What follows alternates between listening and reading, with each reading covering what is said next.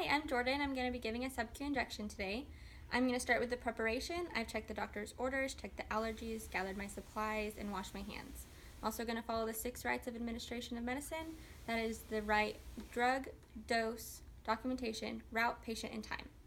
I'm also going to make sure that I'm giving the correct syringe for this type of injection. The lengths are 3/8, 5/8, and 1/2. The gauges are 23, 25, and 26. I'm then going to make sure I check the MAR 3 times when I take it out of storage, when I'm preparing it, and before I give it to the patient. I'm also going to check the medication for the expiration date, make sure we're not giving the patient expired medication. Then I'm going to start to prepare the syringe. I'm going to take an alcohol swab. I'm going to rub it on top of the vial, make sure it's clean. Uncap the needle, and since we're going to be giving a 0.4 milliliter injection, you want to draw 0.4 milliliters of air and inject it into the vial, and then you want to draw up your 0.4 milliliters of medication.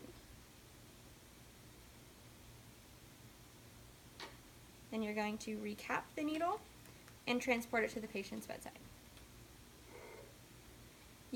Before you give this medication to the patient, you are going to check for their allergies, ask them if they have any allergies, see what kind of reactions they have, make sure they're not allergic to what you're giving them.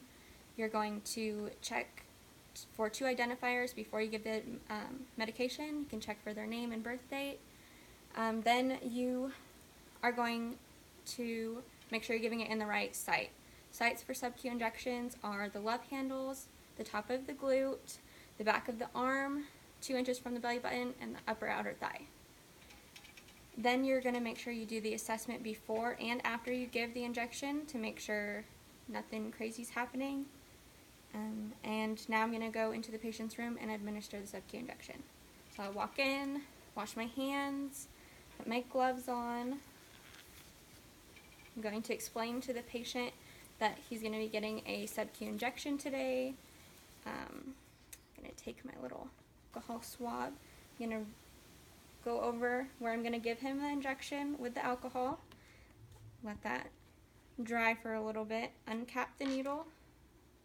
I'm not actually going to inject this into the fake arm, so we're going to put that back in the vial.